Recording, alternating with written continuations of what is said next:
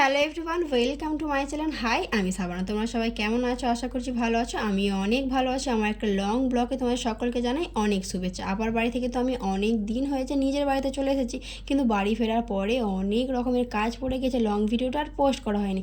Gallery ঘাঁটতে ঘাঁটতে দেখলাম যে লং ভিডিওটা পড়ে আছে আপার বাড়িতে। চলো তোমাদের সঙ্গে শেয়ার করে দিই, যেহেতু তোমাদের জন্য ভিডিও ক্লিপগুলো রেখে দিয়েছি, তোমাদের মাঝে শেয়ার না করলে কীভাবে হয়। ঘুম থেকে উঠে নিয়ে প্রাকৃতিক দৃশ্যটা দেখে মনটা তো খুব ভালো হয়ে গেল। তারপরে নিজে ফ্রেশ হয়ে আপার হাতের একটা কিউট খাবার খেয়ে মনটা আরও ভালো হয়ে গেলো। দেখো, এই পুচকিদের সঙ্গে তো আমি টাইম কাটাচ্ছি, কারণ আমার কিচ্ছু করার নেই। আমার শরীরটা খারাপ বলে আমাকে কেউ কাজ করতে দেয় না। ওদের সঙ্গেই আমি টাইম কাটাচ্ছি, ওদের সঙ্গেই মজা করছি। এদিকে দেখো, আমার ভাবি লুচি ভাজছে। আমার ভাবি লুচিটা খুব ভালোভাবে ভাজতে পারে। এদিকে আপাচান বেড়ে দিচ্ছে, এদিকে আমার ভাবি ভেজে দিচ্ছে। চলো, সুন্দর সুন্দর ফুটেজগুলো নিয়ে নিয়েছিলাম যাতে তোমাদের মন ভালো হয়, সঙ্গে সঙ্গে আমারও মনটা ভালো হয়। এত সুন্দর সুন্দর ফুলগুলো দেখতে কার না ভালো লাগে, কিন্তু এগুলো তো অরিজিনাল না, এগুলো আর্টিফিশিয়াল ফুল।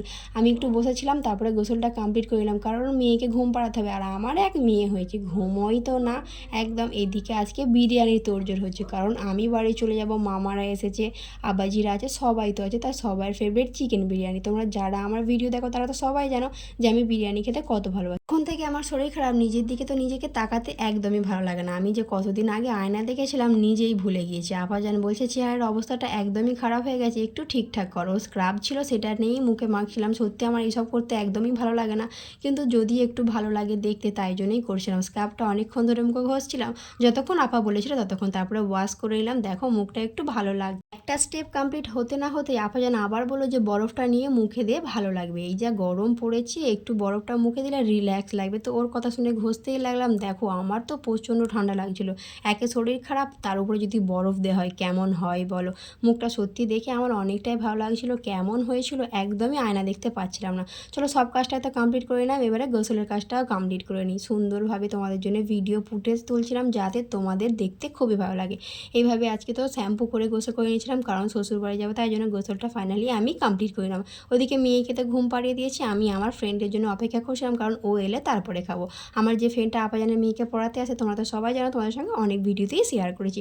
ও আসতে ফাইনালি আমি খাওয়া দাওয়াটা শুরু করলাম। ওকে বলছিলাম তাড়াতাড়ি আয়, তুই এলে খাবো। তো ফাইনালি ও এসে গেল, আমরা দুজন মিলে খুব মজা করে বিরিয়ানিটা খেয়ে নেব। এদিকে ভাইজান এনেছিল আইসক্রিম। সবাই আইসক্রিম খেতে ভালোবাসে, তাই দেখো ওকে একটু আমি খাইয়েছি। পিছন দিক থেকে আমার ভাই আমাকে মেরে দিল যে তুমি ভিডিও করছো। আর আমি বললাম হ্যাঁ, ভিডিও করছি। খাওয়া দাওয়াটা এদিকে কমপ্লিট করে নিয়ে বসেছিলাম। আবার তো ওকে বাড়ি চলে যেতে হবে। আজকে পড়ানোর ডেট ছিল না, কিন্তু আমি বাড়ি চলে যাব, তাই জন্য হয়েছে। বন্ধুদের সঙ্গে কাটানো এই ছোটো ছোটো মুহূর্তগুলো সত্যি অনেকটাই ভালো লাগে। ও বাড়ি চলে যাচ্ছে, মনটা খারাপ হয়ে যাচ্ছে, দুজন মিলেই তো বাড়িতে চলে যাব। ওকে ভাবলাম যে আগে আগিয়ে দিই, তারপরে আমার হাজব্যান্ড সন্ধ্যাবেলা আসবে, দুজন মিলে একসঙ্গে আবার বেরিয়ে যাব।